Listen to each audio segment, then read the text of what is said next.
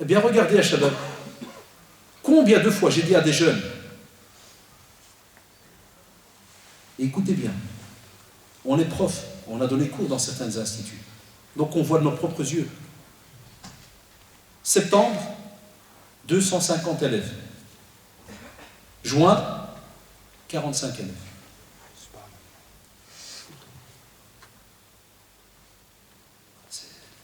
Beaucoup de jeunes fonctionnent comme ça, Shabab.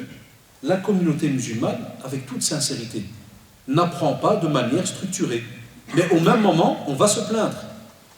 On va se dire, je suis perdu. Une des choses qui va t'aider, tu n'as pas le choix. J'ai toujours dit à nos jeunes, je leur dis toujours, parce que des fois, les jeunes, ils me disent, Oustad, je dois apprendre la langue arabe. Il y a un endroit, mais on m'a dit, c'est peut-être un petit groupe bizarre au Qatar, on m'a dit ceci et cela. Ça, c'est des réalités. Maintenant, je vous donne de la pratique. Il dit, ah, monsieur, comment je fais? Je dis, toi, mon frère, je donne une simple chose à faire, très simple. Je lui ai dit, tu vas là-bas pour la langue arabe? Il m'a dit, ouais. Je lui ai dit, tu vas, tu t'assis, tu fais de la langue arabe. Dès qu'un type il vient chez toi et il sort du monde de la langue arabe, tu dis, va faire un tour. Poliment, va faire un tour. Je dis, il y a l'atonium, tu donnes les adresses. Il m'a dit, monsieur, ça se fait pas. Je dis, Wallah, fais-le de cette manière-là, ça va lui montrer directement le rapport de force qu'il y a. Comme pour lui dire, écoute, viens pas me bakhar avec tes histoires et tout. Moi, je suis venu pour l'arabe. J'ai redit ça à plusieurs élèves. Une fois, certains élèves m'ont dit, quand vous dites toujours l'arabe, je leur ai dit, Shabab, la ruine dans laquelle on est maintenant, c'est parce que beaucoup de nos jeunes, si pas la plupart, comme ils n'ont pas la langue arabe comme il se doit, ils ne sauront jamais de leur vie aller goûter et voir de leurs propres yeux quels sont les ouvrages de base chez nous en islam. Ils ne seront jamais de leur vie de faire. Je vous défie. Jamais de ta vie tu pourras goûter à Sahih al-Bukhari avec son Sharh Fath al-Bari. Jamais de ta vie. Donc tu vas raconter un tas de choses que d'après ce que tu entends en français, des conférences à gauche à droite ou des livres. Mais je te défie, jamais de ta vie tu pourras goûter un hadith sahih, retrouvé qui est dans le Sahih al-Bukhari, et où tu vas aller lire donc les commentaires de Fath al-Bari, donc de l'Asqalani, Ibn Hajar, le grand imam Ibn Hajar al-Asqalani. Tu ne pourras pas. Toute ta vie, tu vas tourner en rond. Tu as des problèmes entre guillemets dans le domaine de la jurisprudence, jamais de ta vie tu pourras écouter les grands mashayikh, ceux qui sont reconnus, parce que je dis toujours aux jeunes, dès que tu as la langue arabe et que tu as une éducation, deuxième point, on va y revenir dans 2 secondes, dès que tu as la langue arabe, tu n'es plus un pigeon. Wallahi, testez, vous allez voir. On ne peut plus t'arnaquer n'importe comment. On ne peut plus. Parce que c'est logique, quand quelqu'un vient chez toi et tu as ton capot qui est élevé, tu as un problème de moteur, et que le gars il te fait comprendre qu'il travaille dans un garage, tu fais confiance ou pas? Dites-moi. Ouais. Tu fais confiance, ce qui est logique. Mais si toi tu avais déjà des notions de mécanique, est-ce que tu vas l'écouter de la même manière que si tu n'avais pas des notions de mécanique? Non. Parce que si tu as des notions de mécanique, tu vas commencer à naqish, tu vas commencer à discuter. Et tu te sens un peu plus sûr. Et, écoutez-moi bien, si tu as des notions de mécanique, tu ne vas pas t'avancer trop rapidement. Par exemple, si le mec il te fait, c'est quoi mon frère? Il faut changer tout le moteur. Je dirais, t'es fou toi, quoi. Tu crois que ma voiture c'est une 2009, Kada, TDI, Travi, tu crois que tu changes un moteur direct? Il se peut que c'est un piston. Dès que tu vas lui dire, il se peut que c'est un piston, il va déjà te regarder bizarrement, c'est vrai ou pas? Ah, tu connais le piston? Ouais, frère. Ah, moi, quand tu viens, même s'il te dit, ouais, écoute, les pistons, Kada, tu le regardes, ah ouais, mon frère, Jazakallah, alhamdoulilah, il dit mon frère, ouais, mon frère. Il va t'achever, hein. Et si c'est un qui appartient à une petite secte ou un petit groupe, il vient de gagner un client. C'est comme ça que ça se passe. Quand on nous dit aujourd'hui, il y a plein de groupes, il y a des jeunes qui disent, comment il y a mon pote, c'était un souriant, à l'aise dans le sport, tranquille, Kada, maintenant, du jour au lendemain, c'est un pur et dur, il ne veut pas rigoler. Il ne fait plus de sport, il a tout arrêté. Il tire la tête, il ne parle pas. Et tout est haram, ça c'est la phrase qu'on entend souvent. Tu crois que ça vient comme ça? Tu crois qu'il a fait un cauchemar le matin, il s'est levé, il s'est dit, ah non, vous avez partir d'aujourd'hui, tout est haram. Pourquoi? Moi, comme ça, je sens... Non. Là, vous savez très bien que ce n'est pas le cas. C'est parce que justement, tu es dans le besoin, comme le gars qui a une panne là, tu es dans le besoin. et tu veux apprendre. Et aujourd'hui, on voit bien, c'est une réalité, on peut dire tout ce qu'on veut. Il y a un retour des jeunes, alhamdoulilah, à la pratique, mais on voudrait un retour dans le juste milieu. Pas des jeunes, voilà l'éducation, le deuxième point. C'est que si jamais tu es quelqu'un, mashallah, qui dit vraiment vouloir plaire à Allah subhanahu wa ta'ala, et c'est ça qui m'est jamais rentré dans la tête depuis que je suis jeune, jusqu'à mon âge maintenant, comment est-ce qu'on peut associer la sunna du prophète sallallahu alayhi wa sallam à la dureté qu'on retrouve chez certains jeunes aujourd'hui? J'ai jamais compris cette équation. Wallahi l'azim. Jamais je l'ai comprise. Des jeunes qui ont étudié chez nous, qui étaient au début de Naz, ils ne connaissaient rien, parce qu'il vient chez toi, il étudie, le lendemain est écrit aujourd'hui, maintenant sur Facebook, ne va pas chez Hadash, c'est une secte. Je crois que je vends du shit à Mousrota, c'est une secte. Non, Wallah, c'est une secte. Et il te met ça à l'aise, il la dépose tranquille, et le lendemain il passe devant toi, il tire la tête rière comme ça, tu sais, style Antar, il va péter des murs, avec petit qamis, kada, et tu, voilà, ça c'est le déglingo de base. Tu te dis, billah, allez, comment il en est arrivé là? Eh bien, même s'il est venu étudier, vous vous rappelez, parce que vous auriez pu me dire, ouais, mais tu viens de dire qu'il faut étudier l'éducation. L'éducation. Hein, désolé, il n'y a pas de miracle, les gars. L'éducation. Est-ce qu'on t'a appris depuis petit à respecter l'aîné? Moi, des fois, je dis à mes élèves, je dis, regardez, le système, il est simple. Le prophète me dit, respecte les jeunes. C'est-à-dire que le grand, il doit être, comme a dit le prophète dans le hadith, le grand est clément envers le petit. Et d'office, le petit, il respecte le grand. Des fois, je dis ça. Moi, j'ai eu des gars qui, quand j'étais au centre, qui venaient avec soi-disant faire des face-à-face et je sais pas quoi. Je crois que je dois discuter avec toi. Ah, mon frère, c'est assis-toi. Il commence à crier. Je dis, comment tu veux que je discute avec toi? Tu cries, frère. Tu aboies, tu cries. Sors-moi chez les savants que ça se passait de cette manière-là. Sors-moi le prophète sallallahu alayhi wa sallam qui a discuté, même avec les non-musulmans, ce qu'il a discuté comme ça. L'éducation, shabab. Alors je dis des fois aux élèves, si rien que tu acceptes un hadith du prophète sallallahu alayhi wa sallam qui te dit respecte le plus âgé, est-ce que tu vas le rabaisser? Mais ils sont toujours très malins. Et vous voyez sur les forums et tout. Va te sortir une phrase hors contexte, va te dire Ibn Sirin, tel savant, rahimahullah, a dit la science ne se prend pas des petits, mais elle se prend des cadavres, vérifie de qui tu prends la science, et il va te sortir un tas de textes. Soit il va te mettre un mot, un nom, puis il va te mettre différents textes à côté, et de nouveau tu es dans l'embrouille. Pourquoi? Parce que tu ne sais pas premièrement vérifier, et deuxièmement tu ne sais pas est-ce que c'est dans le contexte ou pas, et troisièmement tu n'as pas la langue pour aller vraiment discuter. L'éducation. Des fois, j'ai des amis proches qui me disent comment ça se fait que tous les ruines qu'il y a, vous restez zen par rapport au domaine religieux? Comment c'est que vous restez? J'ai dit, vous savez pourquoi je reste zen? Ça veut dire que tu restes calme, tu restes à l'aise, no stress, tranquille. J'ai dit, vous savez pourquoi? J'ai dit, parce qu'alhamdoulilah, avec le petit gramme d'arabe qu'on a, je ne suis jamais en panne. Wallah, je ne suis pas en panne. Je n'ai pas besoin de 36 mécaniciens devant moi. Abadan. Les vrais mécanos, c'est lesquels? Je ne parle pas de ceux qui viennent les 36, mais j'en ai un ou deux. C'est lesquels? C'est des questions? C'est lesquels? C'est nos machaïrs. Par exemple, un des plaisirs qu'on a, regardez, hein, beaucoup de jeunes maintenant partent en Umrah. Beaucoup de jeunes partent. Et des fois, ils râlent, hein, parce qu'ils nous le disent. Quand on est avec eux, des fois, ils me disent tu ne peux pas demander au chef. Des fois, je les taquine, je demande toi-même. J'ai pas l'arabe. Ah, et alors? Vas-y, parle. Voilà pourquoi on les aide. Parce que quand on a besoin, c'est tout pour les questions. Quand on a besoin de réponses, on sait où aller. Les sites, on sait qu'est-ce qui est juste. Donc même moi qui vous parle, wallah, et combien de fois, parce qu'on découvre Internet, alhamdoulilah, comme tout le monde, dans un certain site. Combien de fois tu peux trouver un site où ça commence par Bismillah, mais à l'intérieur, c'est un truc catastrophique. Wallah. Comme dernièrement, j'avais un jeune qui avait imprimé un texte, et puis il vient, il me dit monsieur, moi je ne savais pas, subhanallah, qu'on avait un compagnon du prophète qui s'appelait Paul, Matthieu, Marc. Non, je ne dis pas, tu parles sérieux? Il m'a dit pourquoi? Puis il sort, plié en 4. C'était, subhanallah, écoutez bien, donc c'est un site chrétien, mais traduit en arabe. Il y a beaucoup. Il y a même des chaînes. On a eu des parents qui ont suivi sur la parabole. Pourquoi? Parce qu'en arabe, Dieu, ils disent Allah. Par exemple, tu mets une chaîne libanaise, ils disent Allah. Et Allah a demandé à Isa, alayhi salam, t'entends Isa, tu dis non, c'est le nôtre. Parce que c'est en arabe. Quand tu entends Allah, Isa, et le mec, il me sort le papier. Traduction Google. Et il me dit, regardez monsieur, en arabe c'est écrit Bismillah ar-Rahman ar-Rahim. Tout le arabe.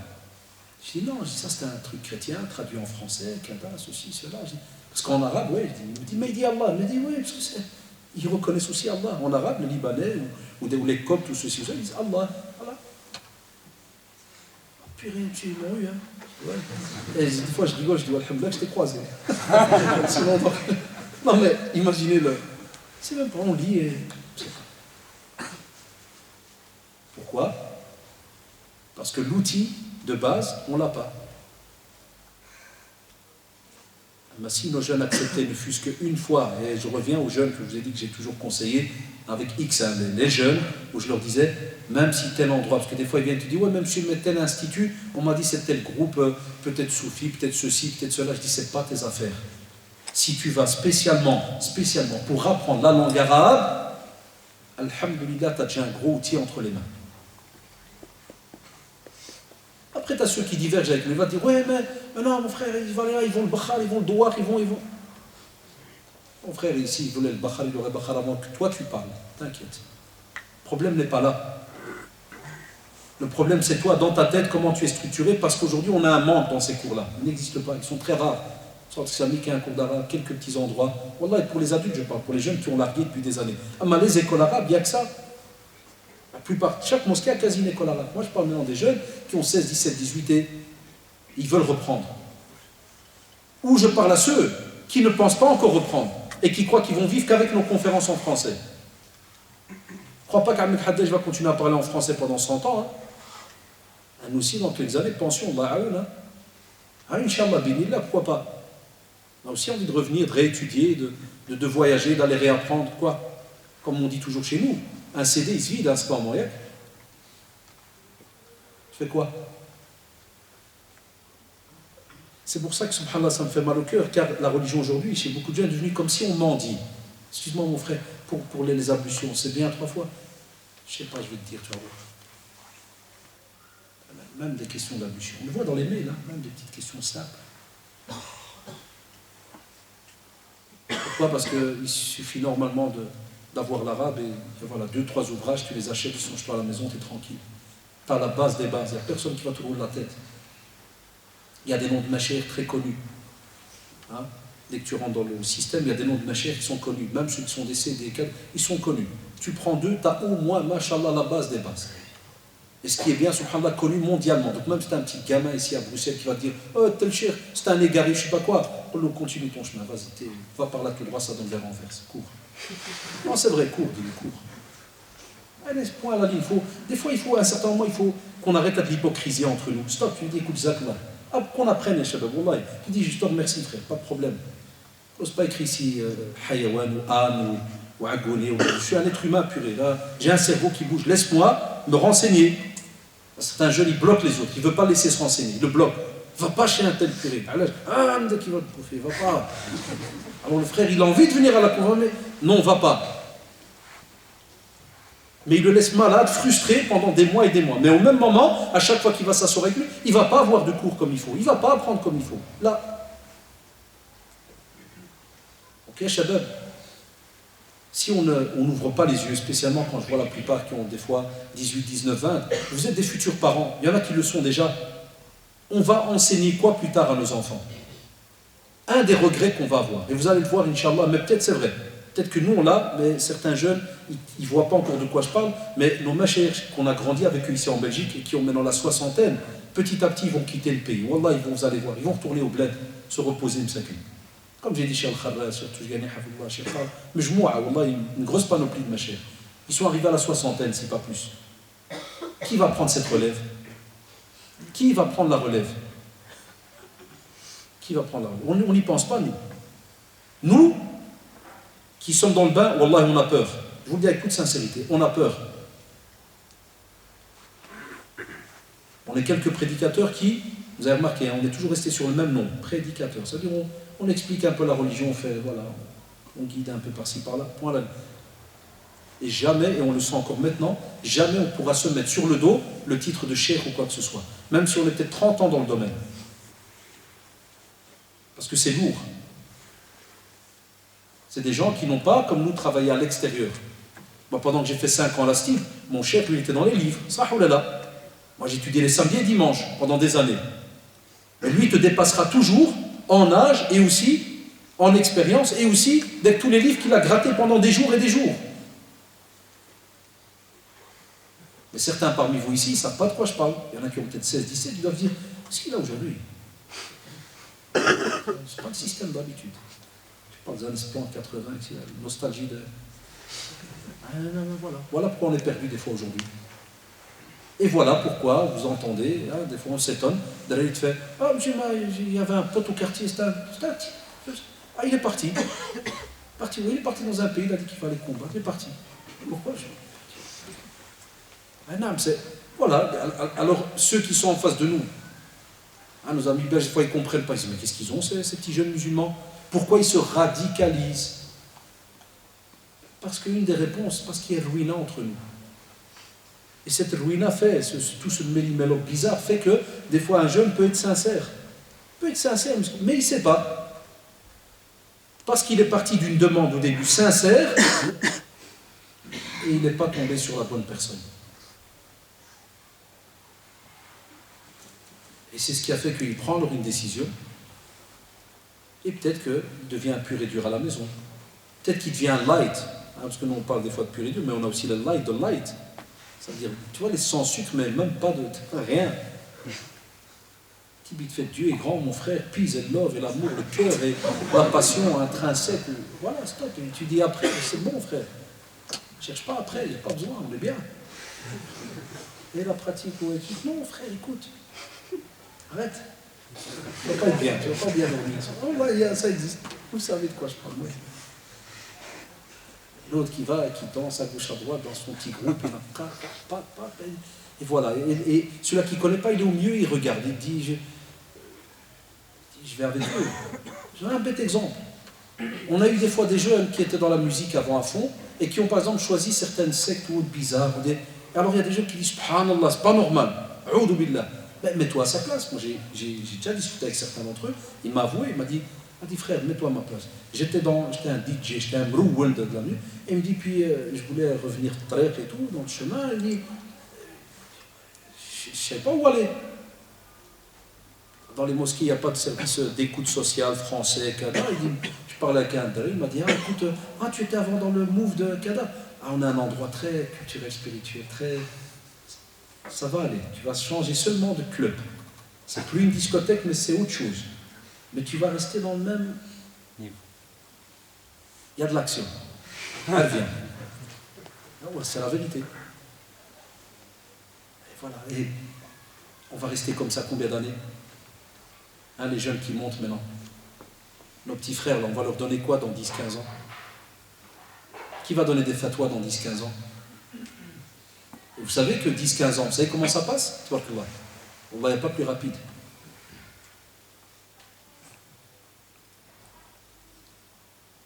Si les 2-3 instituts qui sont un peu connus ici sur Bruxelles étaient pleins, chargés de jeunes, même l'État aimerait un jour ou l'autre les reconnaître parce qu'il va se dire, tiens, regarde, apparemment il y a de la formation.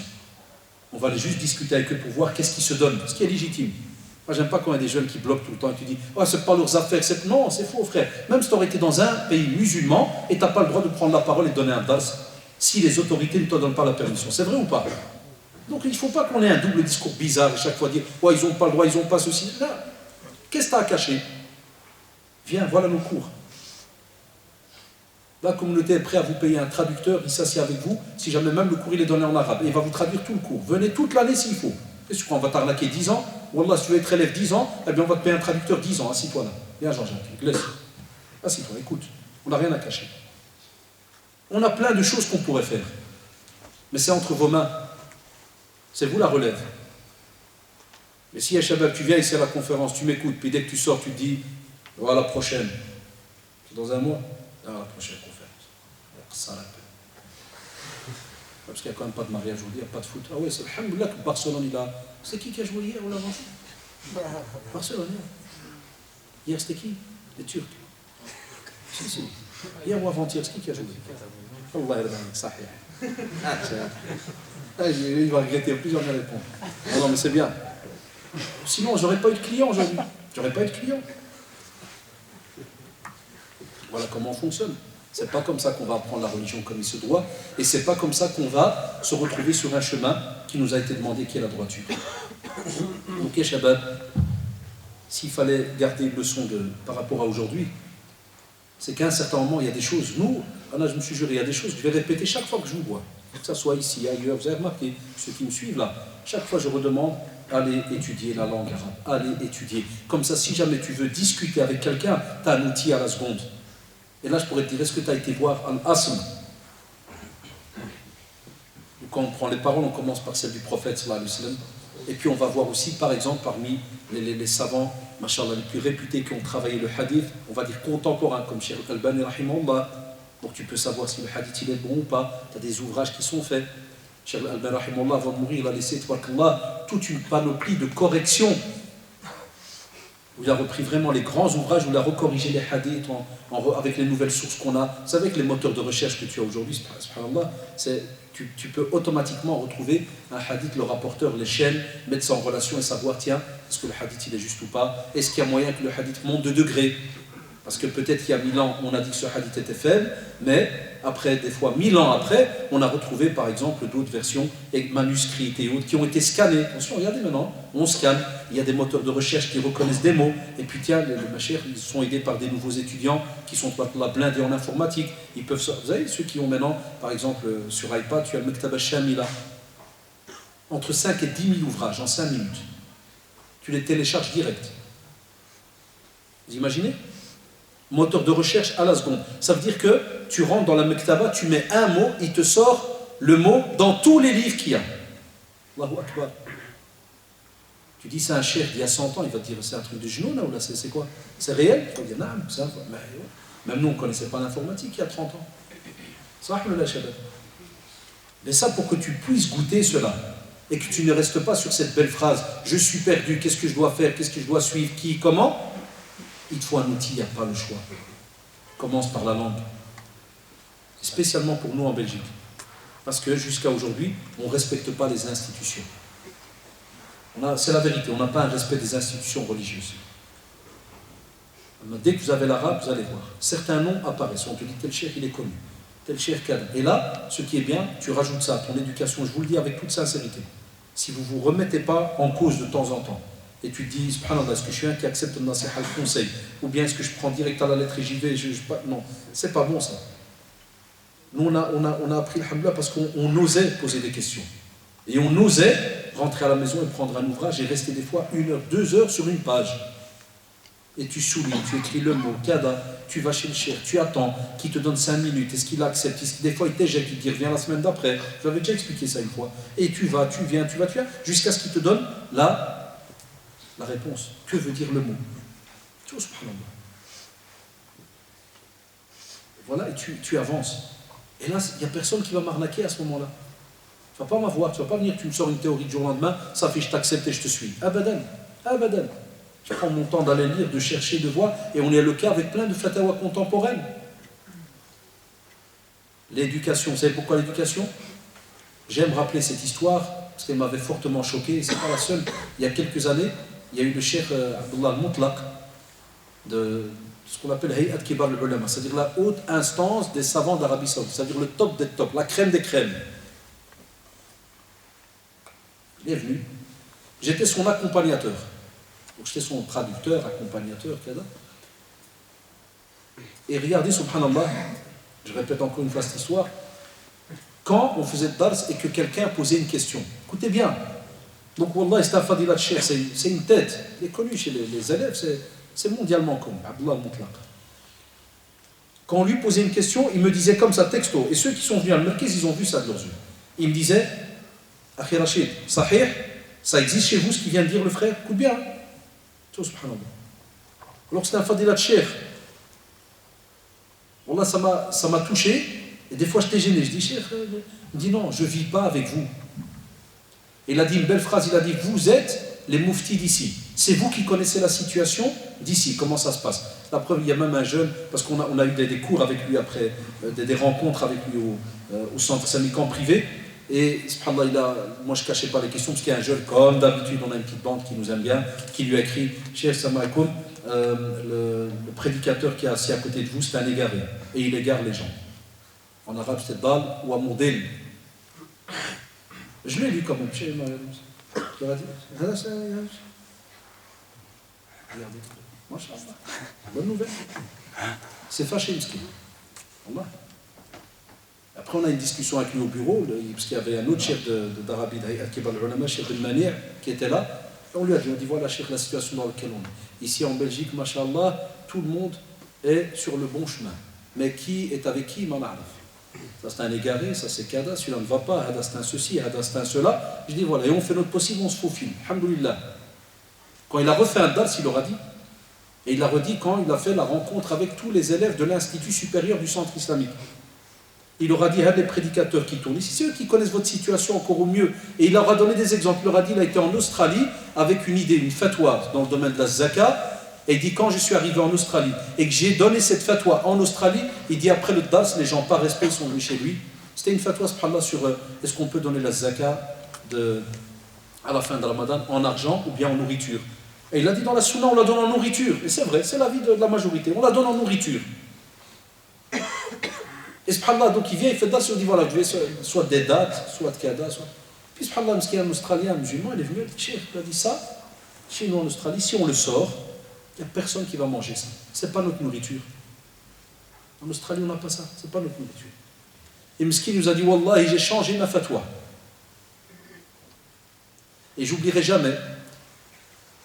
Et c'est là que, subhanallah, comme un coup d'épée, quand il a terminé Mski les 4-5 jours avec nous, j'oublierai jamais, il y a un jeune dans l'assemblée qui passait comme ça, Wallah, écoutez bien. Il passe, puis je l'entends, il dit à son copain, c'était un bidon ce type. Comme ça, Wallah. Par rapport au cheikh. Donc il n'a pas aimé certaines fatwas.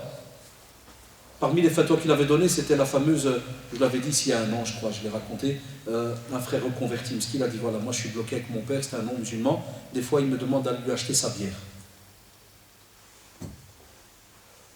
Donc le temps que je lui traduis, il y avait déjà 50 fatwas dans la salle. J'entendais déjà des jeunes qui disaient ah, haram, haram mon frère, haram. Je lui traduis. Cher, qu'est-ce qu'il leur a dit? Il leur a dit, si jamais son père est dans une démarche d'approche de l'islam, il lui a dit, tu lui apportes sa bière. Écoutez bien comme ça, cher Abdullah Moutlaq. C'est enregistré. Hein. Il lui a dit, tu lui apportes sa bière. Au moment où j'ai traduit ça, à la seconde, Wallah il a chouma, c'est honteux. Dans la salle, il y a beaucoup de jeunes, hein, parce qu'il y a plein qui sont venus, spécialement les frérots qui pratiquent, sont dit, Cheikh d'Arabie, Hayat Kibar al-Ulama. Donc, j'ai entendu un de ces bruits dans la salle, comme pour dire, qu'est-ce qu'il kharbat? Qu'est-ce qu'il raconte? Et à la fin du dars, comme ça, ils sont passés devant moi, il m'a dit que c'était un bidon celui-là. Ça, c'est une catégorie qu'on a, très dangereuse, qui ne respecte personne, à part leur cerveau et le cerveau de la bande. En dehors de ça, tout le reste est bidon. Ça, c'est grave. Et ça prouve une ignorance dans le domaine, subhanallah, de l'apprentissage, mais spécialement chapitre éducation. Donc voilà, les shabab. On va voir maintenant, comme d'habitude, côté pratique un peu ce qui tourne autour de nous, mais s'il vous plaît, il ne sert à rien de passer toute sa vie à dire j'ai mal, va faire une radio. Arrête de répéter tous les soirs j'ai mal, j'ai mal, j'ai mal, va faire une radio. Utilise les outils qui te sont donnés. Donc, ya shabab, utilisez, s'il vous plaît, les données et plutôt, on va dire, les outils qui sont la clé de la compréhension de notre religion. C'est l'apprentissage de la langue. Suivi, et là je termine, la sincérité. Pourquoi tu veux apprendre?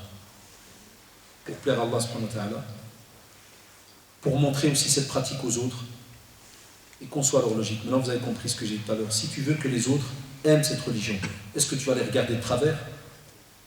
Est-ce que tu vas les rabaisser? Moi j'ai souvent dit à des jeunes, spécialement écoutez bien, des jeunes qui avant étaient dans la rue. C'était des vrais brigands hein, au quartier. Et ils sont revenus à la religion, et par amour de la religion, des fois souvent ça arrive, le jeune il devient pur et dur. Il devient kassa. Tape même drari. Par exemple, il passait, un mesquin comme là, il passe dans la rue, il voit un des drari de sa bande, les anciens, ils fument, et il tape la main, tape. Haram, tu vas tout. Il est sincère. Un jour j'ai pris ce dit, frère.